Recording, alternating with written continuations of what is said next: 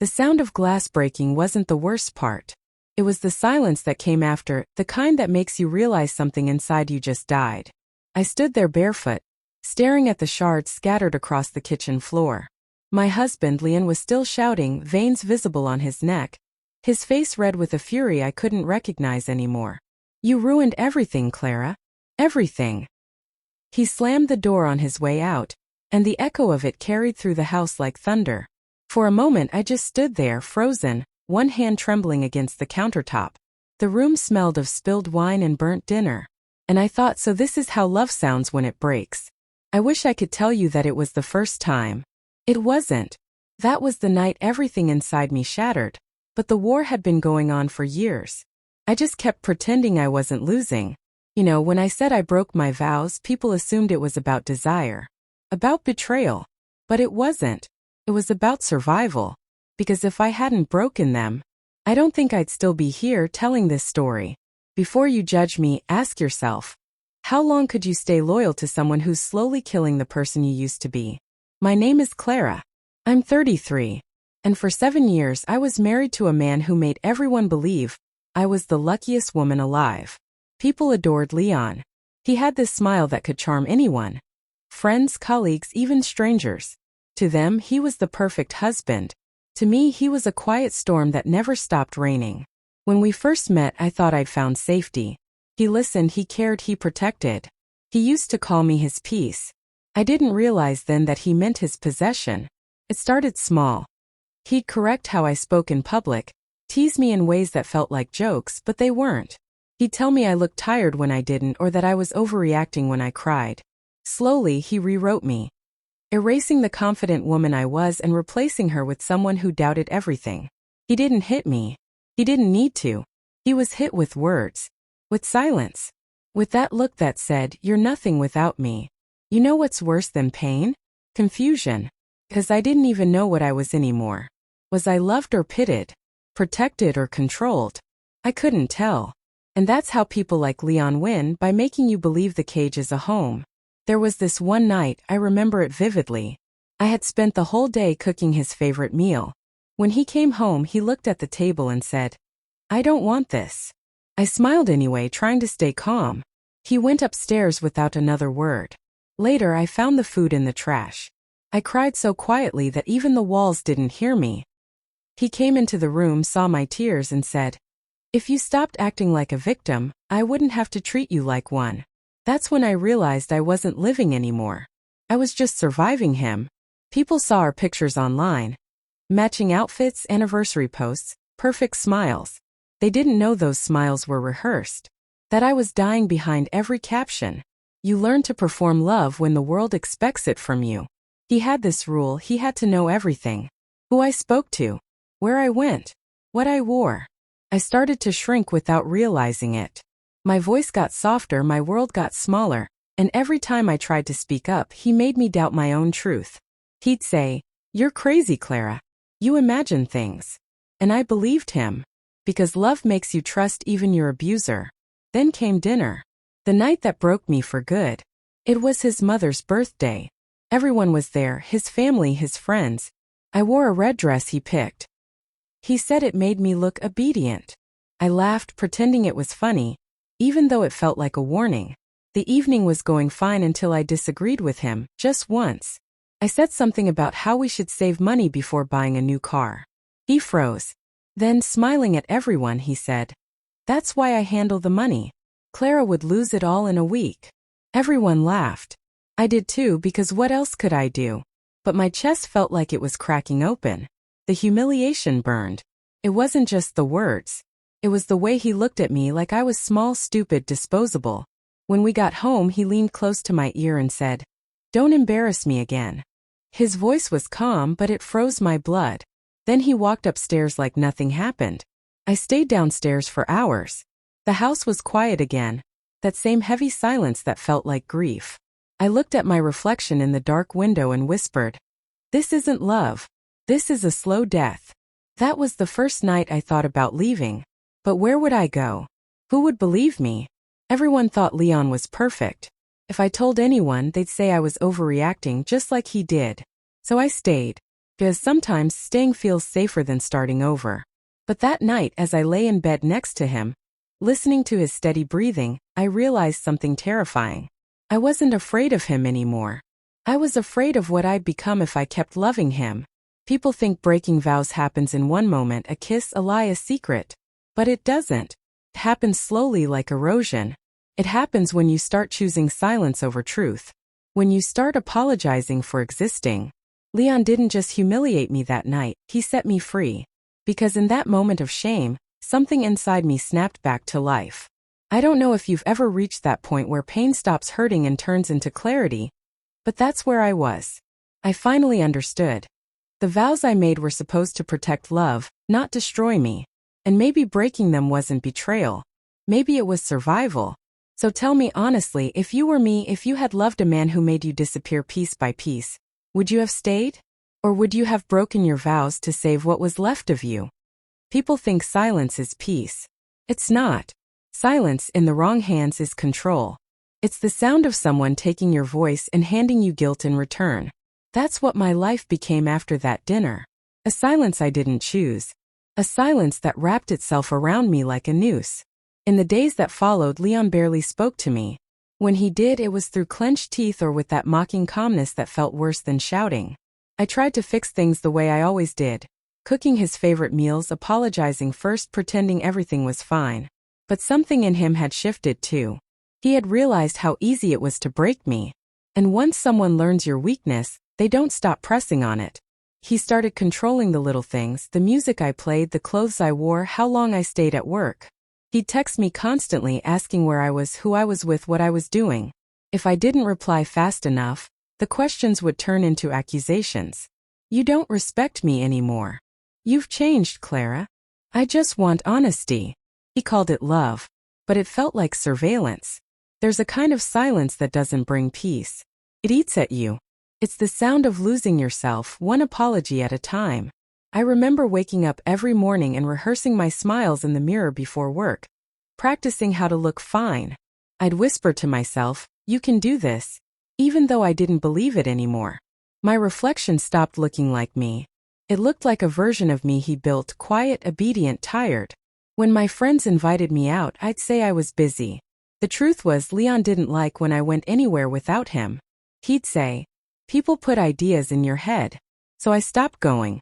I stopped answering calls. I told myself it was just temporary, that once we were okay again I could breathe. But okay never came. He started telling people I was stressed, unstable, too emotional. I overheard him telling my mother once, "She's been having mood swings lately. Maybe she needs to talk to someone." The way he said it, calm, concerned, loving, made me doubt myself. Maybe I was the problem. Maybe I was too sensitive. Because that's what gaslighting does. It makes you question your own sanity until your abuser becomes your only source of truth. And every time I tried to defend myself, he'd smile and say, "See? You're overreacting again." I began keeping a journal just to prove to myself that things actually happened. I'd write down conversations, dates, moments, tiny fragments of my reality before he erased them. One day I came home to find it missing. He said he hadn't seen it, but I found it later, torn to pieces in the trash. That night, he wrapped his arms around me as I cried and said, "You don't need to write things down, Clara. You just need to trust me." Trust. That word used to mean safety. With Leon it meant surrender. My world kept shrinking. My laughter, my freedom, my friends, all gone. The house became both my home and my prison. Even my voice started fading. I stopped arguing. I stopped asking questions. I just existed quietly because quiet was safer. Until one day something changed. His name was Ethan. A new coworker. He was gentle in a way that didn't demand anything. The kind of person who listened without waiting for his turn to speak. First, I kept my distance. Leon had taught me to hide my bruises, even the invisible ones. But Ethan noticed things. He noticed the tremor in my hands when my phone buzzed. The way my smile disappeared when Leon's name lit up my screen. He never asked directly. He just said, "You okay?" In that soft, genuine way that makes you want to tell the truth. I didn't answer, but something inside me broke again. Not from pain, but from being seen.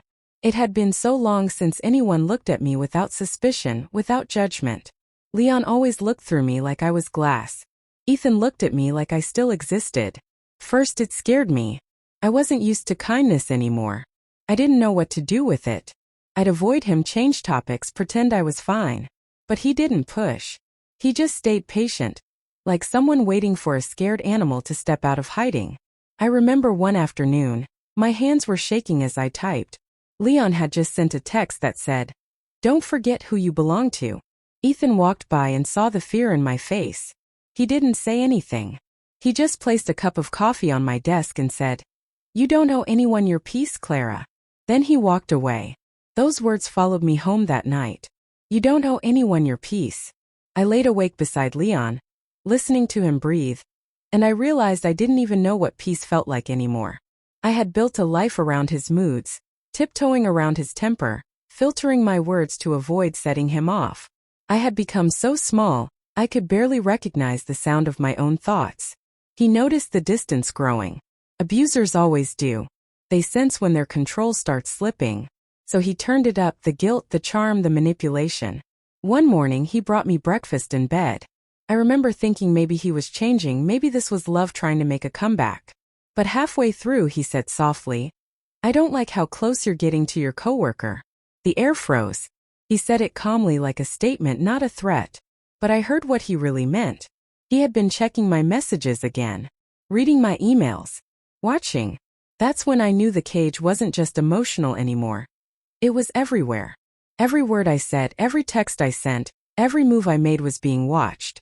So I started pretending again, smiling when I wanted to scream, laughing when I wanted to run. I told myself that as long as I played my part, I'd be safe. But safety in a cage isn't safety. It's slow suffocation. And yet I stayed. Because when someone breaks your sense of self, leaving doesn't feel like freedom. It feels like stepping into a world you no longer know how to survive in.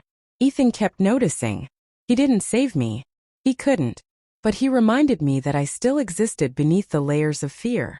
He became a small flicker of light in a tunnel. I didn't even realize I was trapped inside. One evening, after another fight with Leon that ended with me apologizing for something I didn't do, I looked at my reflection and whispered, "I'm not crazy." Just saying it out loud felt dangerous, like speaking a forbidden truth. But I repeated it again, louder this time. "I'm not crazy." It felt like reclaiming a piece of me he hadn't destroyed yet. People think abuse is always visible. Bruises, screaming, threats. But the invisible kind? That's the one that eats you alive. It turns love into fear and silence into obedience. So I want to ask you something. If someone started noticing your pain, would you push them away or let them in? And tell me honestly, do you think emotional abuse hurts more because no one else can see it? It started with silence, the kind that doesn't need to be filled. The kind that feels like safety, not tension. That's what being around Ethan felt like. Safety. He never asked too many questions. Never pried. Never offered pity disguised as concern. He'd just listen. Sometimes he wouldn't say anything at all, just sit near me during lunch breaks, or walk with me to the car after work, making small talk about meaningless things. And somehow, those meaningless things started to mean everything. It wasn't about attraction. I remember whispering once to myself. It was about being seen. About being remembered as someone worth gentleness. Because I had forgotten what that felt like, gentleness. The kind that doesn't demand repayment. The kind that doesn't hurt later. At first, I tried to keep a line between us. The invisible line that says, I'm married. I'm loyal. I don't cross this. But lines start to blur when you're starved of kindness. When your husband's words make you feel like glass, fragile, transparent, breakable. And someone else looks at you like you're made of flesh and heartbeat again. The messages between us began as work-related. Short, polite, careful. But soon they changed. A text that said, "You seemed quiet today. Is everything okay?" Another said, "Don't forget to eat." And then, "If you ever need to talk, I'm here." I'd stare at those words longer than I should. Because they weren't romantic, they were human. And I had been living without humanity for too long. But guilt doesn't need evidence to haunt you. I started deleting messages, clearing call logs, lying about who I was texting. Not because I was doing something wrong, but because I knew Leon would think I was. Leon had a way of sniffing out happiness like it was betrayal. He could sense when I felt lighter. And the lighter I felt, the more he tightened his grip. One afternoon he showed up at my office without warning. Walked right past reception right to my desk, wearing that polite smile that everyone thought meant he was a devoted husband. He kissed my forehead in front of my coworkers, asked if I'd had lunch and left. But the message was clear. I'm watching. That night he said, "You've been distant. Is there something I should know?" I froze. My heart slammed against my ribs. I told him no, of course not, that I was just tired. He smiled that same soft, terrifying smile and said, "Good, because you know how I get when I feel lied to." I didn't sleep that night. Every sound made me flinch. Every vibration from my phone felt like danger. I started deleting everything again. Texts, photos, call history, until my digital life was clean enough to survive inspection. But the thing about control is that it's never satisfied. A few days later he found my new journal. My last private space. The only place I still told the truth. I came home to find it open on the table. Pages torn, scribbled on, some soaked in coffee. He looked up from the couch and said, "Why are you still writing things that make me look like a monster?" I didn't answer. I just stood there, holding what was left of my voice in my hands. He walked up to me, brushed my hair back and whispered, "You don't need to write anymore. You have me. Isn't that enough?" That night, I locked myself in the bathroom and cried until I couldn't breathe. It wasn't about the journal. It was about realizing that there was nothing left of me he hadn't touched, broken, or claimed. The next day I went to work with red eyes. I thought I'd hidden it well until Ethan saw me in the parking lot, sitting in my car long after everyone else had gone. He didn't ask what was wrong. He didn't try to fix anything. He just opened the passenger door, sat down and waited. For a long time we said nothing. Just sat there in the quiet hum of the evening, that rare, gentle kind of silence that didn't choke me. Then he reached out slowly, carefully, and placed his hand on my shoulder. Not possessively, not in pity, just present. And that small touch, that tiny human thing, felt like air after drowning. I didn't mean to cry, but I did. Not the loud kind, just silent tears that wouldn't stop falling. I told him, "I can't do this anymore." He said softly, "Then don't." It sounded so simple when he said it. But when you've built your life inside a cage, freedom feels like falling. That night, for the first time in years, I didn't go straight home. I drove until the fuel light came on. I needed to feel distance, even if it was just between breaths. When I finally parked near the coast, I stared at the dark waves and whispered, "Is it cheating to need to be seen?" And maybe that's the question I'll ask you too. Do you think emotional connection counts as cheating? Because I didn't sleep with Ethan. Not then. Not even close. But I'd be lying if I said he didn't become the reason I started to feel alive again. And tell me, if your partner made you feel worthless, would you still owe them loyalty? There are moments in life when silence becomes unbearable. When even your breath feels like betrayal to your own existence. That's where I was the night I broke my vows. It didn't happen in a burst of passion or rebellion. There were no fireworks, no impulsive lust, no thrill. It happened in the quiet. In a moment so still that even the guilt waited its turn to arrive. I remember standing by Ethan's door after another night of Leon's rage. Words sharp enough to leave invisible cuts. He'd accused me again, called me ungrateful, pathetic, broken. Told me no one else would ever love me the way he did. And the worst part? I had started to believe him. So when I knocked on Ethan's door, I wasn't looking for love. I was looking for air. He opened it, concerned immediately about painting his face. "Clara." I didn't speak. I couldn't. He just moved aside, wordlessly letting me in. The room smelled of coffee and rain. I sat down, still trembling, still trapped in that echo of Leon's voice. Ethan didn't touch me at first. He didn't ask what happened. He just said, "You're safe here." And for the first time in years I believed it. The silence stretched between us. Not heavy, not forced, just human. When his hand finally brushed mine, I didn't pull away. I was tired of pulling away from everything that didn't hurt. It wasn't revenge at first. It was breathing after years of suffocation. Every heartbeat felt like rebellion. Every exhale felt like proof that I was still alive. I wasn't thinking about vows or morality or what people would say. I was thinking about how long I'd been dying in a marriage that looked perfect on the outside and felt like hell on the inside. When his lips met mine, it wasn't hunger, it was released. A slow, hesitant ache. Guilt sat in the corner of the room watching quietly, knowing it would have its turn later. But at that moment, all I felt was weight leaving my body. It wasn't passion that made me stay. It was peaceful. The kind I hadn't felt in years. Afterwards I cried. Not because I regretted it, but because I finally realized how broken I'd become.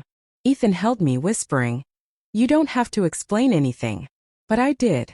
I had to explain it to myself. Because when I looked in the mirror that night, I didn't see a cheater. I saw a woman trying to remember who she was before she was rewritten by someone else's control. For a few days, life felt almost still. I smiled more. I spoke without rehearsing. Leon noticed, of course. He always did. His intuition for my fear and my freedom was sharp as a blade. One evening, I came home to find him sitting at the table, phone in hand, calm and composed. Too calm. He looked up at me and said, "You've been busy." I froze. He turned the screen toward me, messages. The kind I thought I'd deleted. Words that weren't incriminating, but intimate enough to tell a story. My stomach dropped. "Do you want to tell me who he is?" he asked. "Or should I?" I begged him to talk privately, to keep this between us. But Leon never wanted privacy. He wanted power. A week later, during a friend's birthday gathering, he stood up mid-toast and said, "Let's all raise a glass to loyalty, something my wife no longer believes in." Laughter died in the room. My heart stopped. He pulled out his phone and started reading the messages. Out loud. One by one. Every word I'd written. Every vulnerability turned into ammunition. No one said a word. No one stopped him. By the time he finished, I was no longer Clara, the loyal wife. I was the cheater. The liar. The unfaithful woman who threw away a good man. The world loves a villain. Especially when she's a woman who dared to want more. Over the next few days, my phone didn't stop ringing, messages, calls, whispers. My friends vanished. My mother called once, her voice trembling, asking, "Why would you do this to him, Clara?" No one asked what he did to me. They just asked how I could do this to him. Even Ethan pulled away. I could see the fear in his eyes. Not of me, but of the chaos Leon unleashed. "I don't want to make things worse," he said quietly, before disappearing from my life like everyone else. I understood. I didn't blame him. But it didn't make it hurt any less. The irony is, I'd broken my vows to save myself, and somehow I still ended up destroyed. I stopped going to work. I stopped answering calls. I stopped existing in the places where people used to know me. Because once the world names you a sinner, they stop caring about your story. I'd stare at the ceiling at night and ask myself, was it worth it? And the truth is, I didn't know. I still don't. Because the night I broke my vows, I felt freedom. But freedom came with a price. And the cost was everything I had left. So let me ask you, do you think revenge ever brings peace? And if the truth was on your side, but the world didn't believe you, would you still speak up? Because I did. And the world crucified me for it. There comes a point when breaking isn't an ending. It's a beginning. I used to think my silence kept me safe. But silence was just his weapon dressed as peace. After Leon destroyed me in public, something inside me finally went quiet. Not in defeat, but in focus. I stopped defending myself. I stopped explaining. I stopped trying to convince people who were already committed to misunderstanding me. Instead, I started collecting pieces, tiny deliberate fragments of truth. The world thought I had vanished, but I hadn't. I was rebuilding. Quietly. I started therapy. At first, I didn't even know how to speak without apologizing. Every word felt like walking barefoot over glass. But my therapist, a woman named Dr. Hazel, didn't let me shrink. She looked me in the eye and said, "You've been conditioned to think survival is love. It's not." Those words rearranged something in me. I began learning about narcissistic abuse, emotional gaslighting, and trauma bonding. I realized I had been living in a psychological maze built by Leon. Every turn designed to make me doubt myself. But once you start naming the walls, they stop trapping you. So I turned my pain into a plan. Every message he sent. Every email, every voicemail, every financial control tactic, I documented it all. I kept everything. The threats disguised as love. The "I'm sorry" texts that came after every humiliation. The proof that I wasn't crazy. That I wasn't the monster he made me out to be. I didn't confront him anymore. I didn't argue. I smiled, nodded, and pretended to be broken because sometimes pretending to be weak is how you make the powerful expose themselves. Meanwhile, he got comfortable. He thought I'd given up. He flaunted his version of the story, the poor betrayed husband, the victim of a disloyal wife. He bathed in sympathy and attention, in the narrative he built over my ruins. But I was done playing his script. You can't destroy someone who has already walked through fire, I whispered to myself one night, watching his social media parade of lies. I filed for divorce. No warnings. No drama. Just facts, laid bare in legal documents. And when my lawyer asked if I had proof, I handed over everything. Every screenshot, every timestamp, every trace of the mask he hid behind. In court, he tried to charm everyone the same way he charmed me. The same soft smile, the same well-rehearsed sorrow. But charm only works when there are no receipts. And I had them all. Emails to colleagues where he bragged about keeping me in check. Recordings where his calm voice turned to venom. Financial documents showing the accounts he hid from me. Piece by piece, his image cracked. When my lawyer played the first recording, the one where Leon said, "If she ever leaves, I'll make her wish she didn't," his mask slipped. You could feel the air change in that courtroom. The pity drained from their faces. For the first time, people saw what I had seen all along. Leon tried to regain control, but the damage was done. His reputation, the thing he worshipped most, began to crumble. The company he worked for launched an internal investigation. By the end of the month, he lost his job. His friends stopped returning calls. Even his family grew distant. He had spent years trying to convince the world I was unstable. But in the end, he became the proof of his own lies. I didn't gloat. I didn't celebrate. I just breathed. Deeply, freely, like someone finally walking out of smoke. The affair, the thing that once filled me with shame, became part of my awakening. It wasn't my fall. It was the moment I realized I was worth saving. And that's what he could never forgive. Not cheating, not leaving, but the fact that I stopped needing him to define me. When the divorce was finalized, the judge asked if I had anything to say. I looked at Leon, the man who once told me I was nothing without him, and said, "You can't keep breaking someone who finally stopped needing to be whole for you." He didn't respond. He just looked away. Because bullies don't know what to do with the silence of someone they no longer control. I walked out of that courthouse without looking back. No applause. No revenge speech. Just peace, quiet, real earned peace. Sometimes revenge isn't rage. It's evidence. It's calm. It's freedom lived out loud while they drown in their own lies. And maybe that's what justice really looks like. Not fire, not fury, but truth delivered slowly, until the person who set your world on fire finally burns in their own smoke. Freedom is never free. No one tells you that. They talk about liberation like it's light. Like once you're out, the air will be fresh and the sun will heal you. But sometimes freedom feels like stepping into a world that forgot who you are. After the divorce, I thought I'd feel triumphant. I thought I'd walk away lighter. Instead, I felt hollow. Like I'd left pieces of myself scattered across the years. The girl who once believed in forever.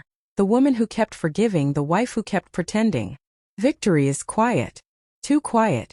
You win and then there's silence. I spent my first few months alone learning how to live without permission.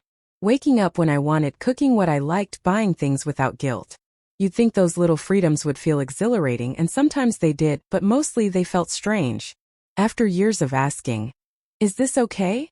I didn't know what to do with no one to answer to. One afternoon I got a message from Ethan. Just 4 words. "Are you doing okay?" I stared at it for a long time before replying. We hadn't spoken since everything fell apart. He had been collateral damage in my war for survival, and I knew he carried his own guilt. When we finally met, it wasn't the reunion I imagined. He looked at me with that same softness, but I could feel the distance, not in miles but in time. "I wanted to see if you're all right," he said quietly. "I am," I answered. And I meant it. But not in the way he thought. He tried to apologize for leaving when things got hard. I stopped him. "You didn't owe me anything, Ethan. I had to walk through that fire alone." He nodded, eyes heavy. "You were different then." "I know," I said. "I didn't need saving anymore. I just needed space to exist." He smiled sadly, like someone realizing they'd missed their moment. Not because of bad timing, but because the version of me he cared for no longer existed. We talked for a while, but it felt like talking through glass, kind familiar but unreachable. When he left that evening, I didn't feel lost. I felt clarity. He was a chapter, not my ending. Later that night, I sat by the window with a cup of tea and admitted something I'd been avoiding. The affair wasn't about love. It never was. It was rebellion. A desperate, clumsy act of survival wrapped in shame and defiance. It was me screaming, "I'm still here," in the only way I knew how. People romanticize affairs like they're about passion or temptation. But mine wasn't born from desire. It was born from starvation, emotional, mental, spiritual starvation. And when you've been deprived long enough, even crumbs feel like feasts. I've learned that survival doesn't always look graceful. Sometimes it's ugly. Sometimes it's a mess you make just to prove you're still breathing. Therapy helped me face that truth without hate. It made me see that I didn't need to forgive Leon to move on. I just needed to forgive the version of myself that kept choosing him. The version that thought endurance was loyalty, and silence was strength. Some nights I still think about him. Not with love, not with anger, but with distance. Like watching a storm from behind a closed window. It still rumbles, but it can't reach me anymore. And maybe that's what healing really is, not forgetting the pain but learning it can't control the weather inside you anymore. I used to want the world to understand my choices, to see that I wasn't the villain in his story. But now? I don't need their understanding. I just need my peace. Because peace isn't earned by being right. It's found when you stop needing anyone else to validate your truth. So let me ask you, do you think forgiveness is necessary for closure? And tell me honestly, would you ever admit your darkest choices if it meant freeing yourself? Because I did. And freedom, even when it hurts, still feels better than any cage dressed as love. For the first time, I'm not speaking from a wound, I'm speaking from a scar. And scars don't ache the same way. They remind you that you survived what was meant to end you. I broke the vows to save myself. And maybe that makes me a sinner in some eyes. Maybe it makes me the villain in a story that will never be told fairly. But you know what? I've made peace with that. Because survival isn't always noble. Sometimes it's just necessary. For years, I lived in a house that looked like love and felt like war. I kept trying to fix what I didn't break. I prayed to be enough for a man who was never empty, just cruel. And when the silence got too loud, I made a choice. Not the right one. Not the clean one. But the only one that reminded me I was still alive. I used to hate myself for it. But now I understand. You can rebuild from ruin. You can rise from the version they tried to bury. They called me unfaithful. Selfish. Cold. But none of them saw the nights I cried in the bathroom, holding my breath so he wouldn't hear. None of them saw the way my hands trembled when he said my name like it was an accusation. None of them saw how small I had become, shrinking just to fit into a life that kept cutting me open. They only saw the explosion, not the years of quiet burning that led to it. And maybe that's how it always is. The world only sees the sin, never the suffering that birthed it. Now I sit here alone but free. There's no one left to prove anything to. No one left to lie to. Just me. And the silence that no longer hurts. I've stopped asking whether I was right or wrong. I've stopped searching for forgiveness from people who never asked what really happened. Because forgiveness is not always the goal. Sometimes peace is. And peace feels like breathing without guilt. Like looking in the mirror and not flinching. Like knowing that even if no one understands your story, it's still yours. So if my story feels like yours, don't wait to break your vows to someone else. Break the ones that keep you chained to pain. Break the ones that tell you to stay quiet when your heart is screaming to be heard. Break the ones that demand you disappear to be loved. Because love that asks you to vanish isn't love. It's a slow death dressed as devotion. So tell me, if you were me, if you had lived my war, felt my silence and carried my shame, would you have stayed loyal? Or would you have fought for your own life no matter the cost? She pauses, just enough for the weight of her words to settle. Then, softly, almost like a confession and a prayer in one breath. I didn't break my vows out of hatred. I broke them to save the last piece of me that still believed I deserved to live. And that was the beginning of my peace. They'll tell my story in whispers. They'll say I fell. They'll say I betrayed them. But only I will ever know it wasn't betrayal. It was resurrection. Because sometimes to find yourself again, you have to lose everything that once defined you. Maybe you saw yourself in my story. Maybe you've lived behind a smile that hurts to wear. Maybe you've been told that leaving makes you weak, that staying makes you good. But hear me. You don't owe anyone your silence. You don't owe anyone your destruction in the name of love. If my story taught you anything, let it be this. You can walk away broken and still be brave. You can start over, even after they've called you unworthy. Because healing isn't about going back. It's about becoming someone new, someone who finally knows peace, even if it came with a price. Brief emotional pause. Clara takes one last breath as though she's finally free. Thank you for walking through this story with me. If it moved you, if it made you feel seen, then don't let it end here. Speech balloon, tell me in the comments. Would you have stayed loyal? Or would you have fought for your life? And if you believe in stories that make you feel that peel back the quiet pain people hide, then hit subscribe and join me for more tales like this. Because every story here isn't just about revenge or heartbreak.